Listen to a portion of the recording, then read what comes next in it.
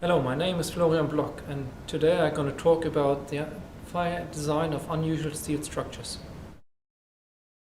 I wanted to talk to you a little bit about what happens if we go away from the standard straight beams, straight columns, frames examples, and rather talk about unusual structures, which we all really love and admire, what becomes basically landmark structures.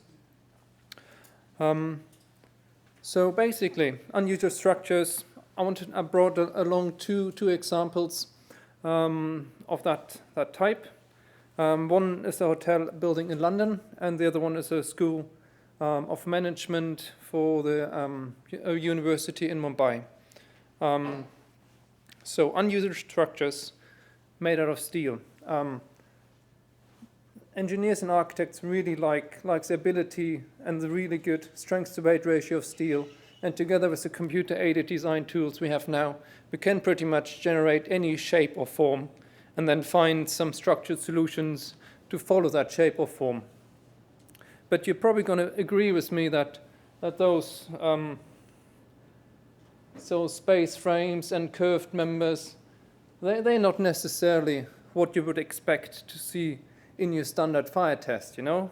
There we have 4.5 meter long straight beams, simply supported, straight columns, completely independently tested of what you have in a real structure. And as soon as you get something like that, which due to its shape and form and the volume of space are most likely going to be heated in a non-uniform manner, so you have rather localized fires or traveling fires heating only individual parts of the structure. And you can imagine if you have complex structures like this, they're going to see quite significant thermal loads introduced to them, because you have only heating individual parts, the rest remain cool, and therefore you get a lot of differential thermal expansion. And this is one of the key things which need to be considered in this kind of structures. And basically, the only way of addressing these is by first principle structure for engineering. And I wanted to give you some examples how that is done. Here we have the first one. It's a 5-star hotel for the Melia Group in London at the Strand. It was an existing building which was refurbished and extended. And the great key to that structure is the internal atrium space. It's a 9-story high space with a reception in it. It's triangular in shape, and you can see the building here. This atrium sits in the middle. It's open at the top, 9 stories high. And in order to form this structure, we needed to come up with a 3D frame. Shown here. You have to imagine this 3D frame sits in here, and all the floors sort of are supported around here. So how do we approach such a project and such a problem? First of all, we need to identify what are the hazards, where are the likely fire scenarios, look at all of them, decide which ones are the relevant ones to design for. Then go through what fire protection scheme we want to sort of achieve. We hope to achieve what we think is realistic. In our case, we said, okay, all this down here is in the car park and in an enclosed space. We make that 2 hours fire protection. Then we have one bottom layer, 4 meters high, which is 60 minutes fire protection. And then from there onwards, only the corner columns will be fire protected to 60 minutes, but the rest of the frame can remain unprotected. Then, once that's decided, we have to do a heat transfer analysis from our localized fire to the structure, get the temperature field, expose the structural model to that temperature field in a 3D nonlinear manner, including buckling and differential thermal expansion, and determine if the structure is safe or not. So basically, in terms of design fire scenarios, we identified that due to the large size of the space, we wouldn't get everything burning at the same time. There's only little fire load in there, so we assumed fires in the worst critical locations in those corners here. Remember, the atrium is actually coming inwards, so that the structure would actually lean over the fire. As a model, we looked as a fire model, we looked into what might be in there, what could be a realistic heat release rate for such a fire. We agreed on 2.7 megawatts to be representative, and we just assumed it would ramp up and then continue until the structure failed for us to test what's happening. That model was then represented and split up into individual zones where you have your continuous flaming, your intermittent flaming, and then your thermal plume.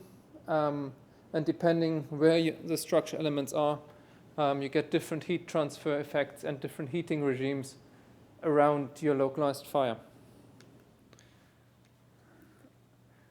Of course, if some members are protected, other members are unprotected, we need to take this into account. In our case, we used intumescent paint, and it's quite important to recognize that even if a member is protected with intumescent paint, it will still heat up to about 200 degrees before intumescent paint starts activating, and then the temperature is controlled. But the initial temperature of 200 degrees is reached pretty quickly, depending on the fire. We show the standard fire here, just as an example to get the properties of the intumescent paint and the material into the model, to then expose the localized fire to the setup. I already talked about the fire protection regime. And then we have done the heat transfer analysis, and you can basically see at this level here, this is where the fire is located. For the nose fire case, and for the rear nose case, it's located in the back. And you can see how uneven that thermal distribution is in the structure. You don't have to go very far away so that it's not heated at all anymore. But down here, it's really quite hot where it's directly involved in the fire. And that introduces a lot of axial loads in the members. Because we have so many axial loads, and we don't just have a standalone structure, we need to consider the elements around it. And in our case, the floor spans onto those members, which run perpendicular, well, basically run around here, and that was represented with some shell elements in that case, slab elements. But you also need to recognize that not only individual members are restrained of the model, it's the overall model which can't really move as it wants, because there are other stability cores in the structure which would stop the overall building to move if individual parts of this atrium steel frame which we are considering are exposed to fire. And again, that needed to go into the model and was represented with a central cantilever with equivalent stiffness to the remaining building. So basically, we run the model, tested it, and our acceptance criteria for assessing if the model will survive or not was global collapse. We didn't care too much about individual members buckling. That could happen, that can be repaired. But we're really here to ensure the life safety of the people in the building, and therefore the overall model needed to stand up and be stable. Those lines here basically track the 3 points at the top, and you can see that by heating only the model in this corner, the entire model is being pushed up and being pushed over. You can see that by the differential movements here. But important is we don't get a downwards movement which would indicate that the overall structure is failing. So that would be acceptable, or was acceptable. Some buckling occurs here, but as I said, not a problem for overall stability. So just to show you, it's not just all in the computer. We actually built the thing, and you can go to London, and unfortunately you can't see the nice structure anymore. That's all hidden behind white and black marble, but you can imagine the truss sitting behind it, looking up, and then seeing the base of the atrium floor with the white fire protection members, and then from there upwards, fire protection wasn't required anymore. My second example is a school of management for the university in Mumbai, again by Fosters and Partner. And the key thing here was I wanted to have the residential student and lecturing accommodation as close as possible and in a nice environment to where they're going to be studying. So it all becomes one big hub. And so what I decided, let's put all the lecturing theaters down here and create a double height space, garden space, park-like space on top of it, and then from there onwards have concrete cores springing up, from which are then all the residential floors are effectively hanging to create this big column-free space here.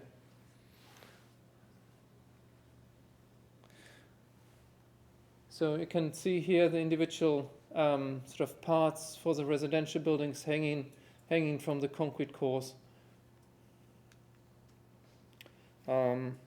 And it's all the individual rooms here, all the different student accommodations and bigger flats are connected with walkways.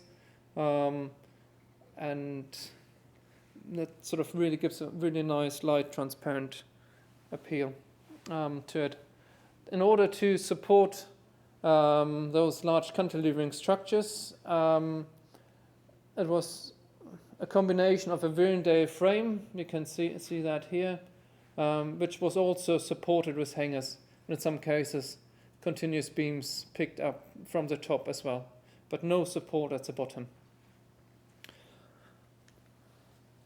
So once somebody decides to go for such a complicated shape and structure, they want to show it, they want to show what it is, be proud of, and want to express as much of it as possible to show, yes, it's a steel building, all hanging. Intumescent paint wasn't really considered to be a viable solution in the environment and for the visual appearance I considered. The main bit I sort of overlooked. No, I think it's going to come in a second. But originally we needed 4 hours fire resistance for the structure, which would have been pretty much impossible to do.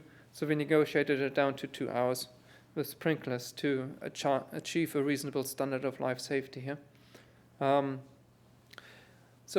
basically what we realized, such a complicated structure can't be designed on the simple standard fire test results. We needed to do structure fire engineering here again. I mentioned all that. Basically, it's a very strong hierarchy in the structure. So you have these hangers and Vierendeel frames, which are super important to the overall stability of the frames. Then you can sort of bring it down to other smaller members, which has a lower hierarchy in the structural sense, which can tolerate larger deflections. And so we needed to consider different severities of fire for the various members, appropriate for their consequence of failure. And also choose the right approaches to address each of the different parts, the perimeter, beams and hangers. We used external steelwork calculations, the internal spaces, where you don't really have compartment fires anywhere close. We treated with localized fires. And then the ground structures, what I'm going to talk about that in a bit, we assessed with redundancy calculations on the overall global model. So basically, if you have a member which only really controls deflections and vibrations, it becomes redundant in the fire limit state, and you can, well, it's still worth checking if what that would do, but you could do it with a relatively low severity fire. Then if you have members which depend on which smaller parts of the structure depend on, you have to expose it to a more severe fire, and then the supercritical elements expose them to the most severe fire, which is still realistic, just in order to make sure the large consequence events are not going to happen. So for the external steelwork members, we used the external steelwork approach given in the codes. You might be familiar with these. They're in the annex, I think Annex B of Eurocode 1, where you have a compartment fire, you have flames breaking out of the window from these flame shapes, which change depending on your ventilation conditions. You get radiation back to your structure elements, and based on that and more different wind conditions, you can actually work out how much heat you get into those members and how hot they get. After the temperature was established, we calculate what the maximum temperature is the structure can tolerate, and then compare the two to see if it works or not. Because we had so many little apartments, we needed to go around the building to identify what is going to be the worst case fire scenario in this case, and then checked a few of these to come up with the highest temperatures in the cases where you also had the highest loading. And we could demonstrate that our actual temperatures reached were less than the temperatures we would need to reach for the structure to fail. And by protecting the inside of the members, basically where you have your fire compartment, put fire protection here and here around it, we could demonstrate that the external surfaces, the visual surfaces of the fire, of the structure, could be left unexposed. For the hangars in the internal circulation spaces, you probably remember you had your concrete cores here, and then the steel structure with the hangars in between.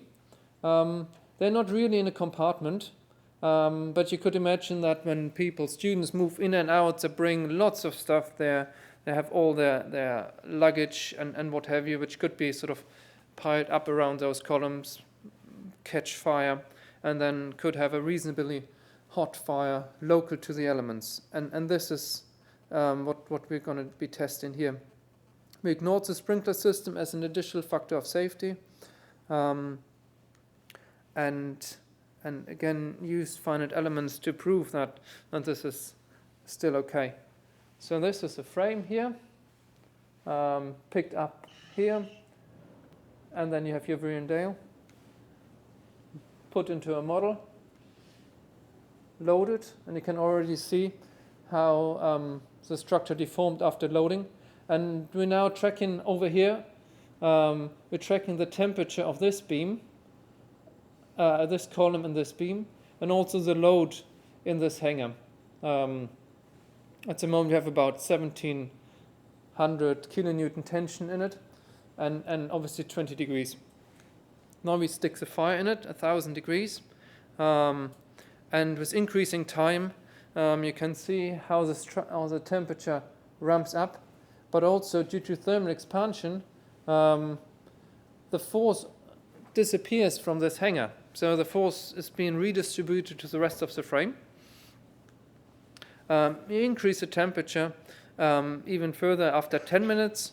You can actually start seeing how this becomes now quite a bit longer, and sort of we're now sort of inserting additional compression forces in the overall frame, which the frame was never designed for in the first place. And basically, all the load from here is now being redistributed through the Vierendeel and then down here by a little bit of catenary, so that the structure could survive this fire scenario. And in the end, we end up with still a bit of compression in the member, which was a hanger before. Quite important if you consider that if they're too slender, they start buckling, the fire goes away, the whole system sort of arranges itself and wants to take tension again. You may have failed your during the buckling process. You may have failed your connections or something. So it's quite critical that you don't just stop at this point. You also consider what damage occurred and is it still safe afterwards. But what we could basically demonstrate that our structure with minor changes, increase in member sizes, better connections between the core and the concrete, between the concrete core and the steel, we could demonstrate that the whole thing still holds up. And we could have all the members in the circulation spaces as unprotected, which obviously is great for the visual appearance. And you don't get all the chipping of the intermescent paint, which sometimes occur if it's a very heavily trafficked area. The rooftop plant rooms, remember the crown structure, basically where everything was hanging from. That's the location where they decided to put all their plant in, and had some members which sort of shortcutted those big forces to keep the whole thing in balance. So obviously if you have a fire here, they start stretching. Again, your overall system of forces in the structure changes completely, and it needs to be addressed and assessed if you maintain your overall stability. So we put extra fire protection to keep those cross members as cool as possible, and then check that even if they fail, that the overall structure could redistribute itself. So basically, that's it. That was my two examples. I hope you agree they are not your standard structures. We had to use structure fire engineering from first principles here to make sure we actually have safe buildings, which also could be economically and architecturally pleasing. That was all achieved, and basically what was most important for me, because we go back to first principles and start thinking about it rather than just following some lines in the code. It's proper engineering, and it's a great engineering challenge. Thank you.